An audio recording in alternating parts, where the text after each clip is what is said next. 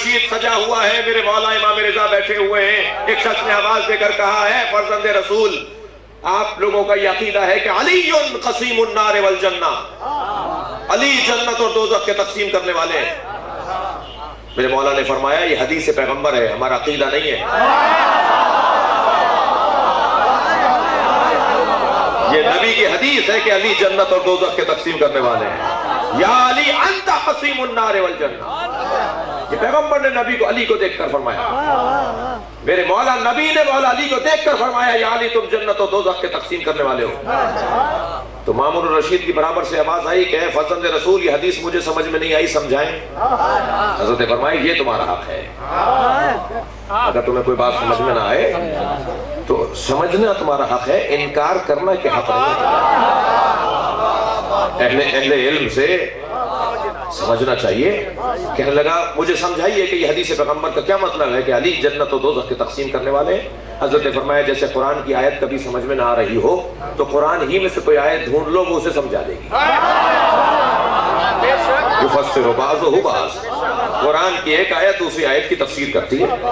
قرآن کہہ رہا ہے، خود قرآن کہہ رہا ہے قرآن کی ایک آیت دوسری آیت کی تفسیر کرتی ہے. تو اگر قرآن کی کوئی آیت سمجھ میں نہ آئے تو کیا کریں؟ دوسری آیت تلاش کرو، وہ قرآن سمجھا دے گی. مثال کے طور پہ اگر قرآن نے کہا ہے ید اللہ فوق ایدیہم، اللہ کا ہاتھ ان کے ہاتھوں پر ہے، تو اللہ کا یہ ہاتھ ہے تو پھر کونی بھی ہوگی، پھر بازو بھی ہوگا، پھر باڈی بھی ہوگی، پھر پیر بھی ہوں گے. ہاتھ ہم نے مان لیا تو پورا بت مان لیا نا. یہ سمجھ میں نہیں آ رہی آیت، نہیں آ رہی نا سمجھ میں. اللہ کا ہاتھ ہوگا یہ ساری چیزیں ماننی پڑیں گی. ہاتھ علیحدہ تو فضا میں نہیں اڑے گا. ہاتھ کا مطلب ہے کچھ اور چیز. تو اب ایک آیت کہہ رہی ہے اللہ کا ہاتھ ان کے ہاتھوں پر، دوسری آیت کہہ رہی ہے کہ لیسا کمثلہ شیء، اللہ کی کوئی مثل نہیں ہے. بھئی آپ کے ہاتھ ہیں، اللہ نے بھی اپنا ہاتھ بتا دیا، مثل ہو گئی یا نہیں ہو گئی؟ قرآن کہہ رہا ہے اللہ کی کوئی مثل نہیں ہے. تو پھر اس ہاتھ کا مطلب ہاتھ نہیں ہے، قدرت ہے.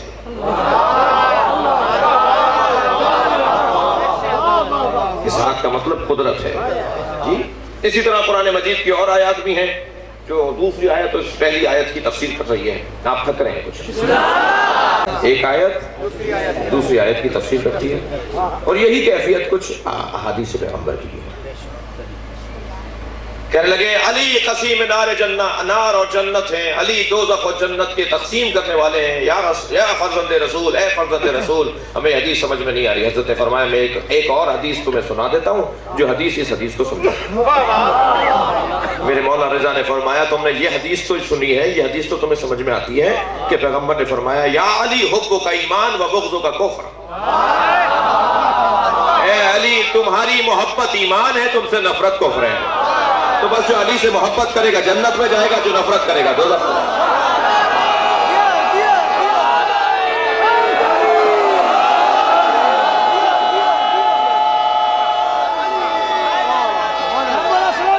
توجہ کر رہے ہیں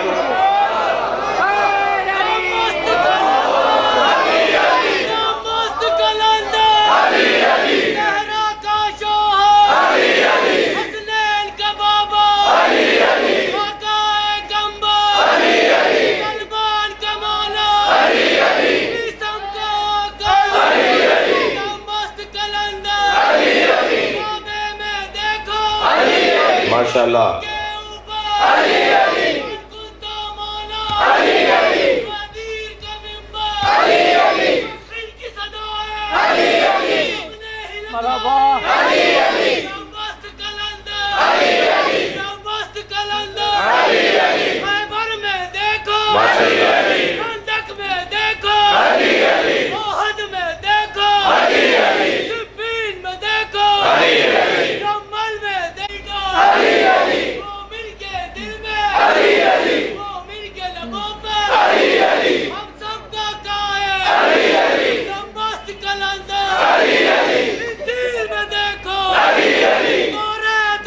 سب مل گئے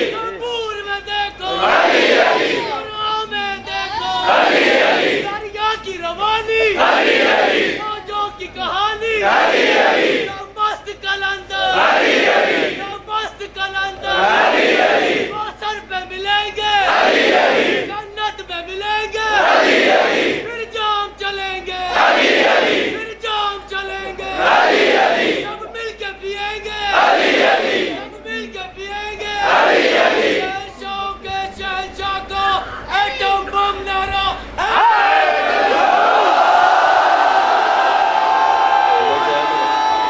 ماشاءاللہ. اس مومن کی صحت و سلامتی کے لیے نبی اور آل نبی پہ صلوات پڑھیں.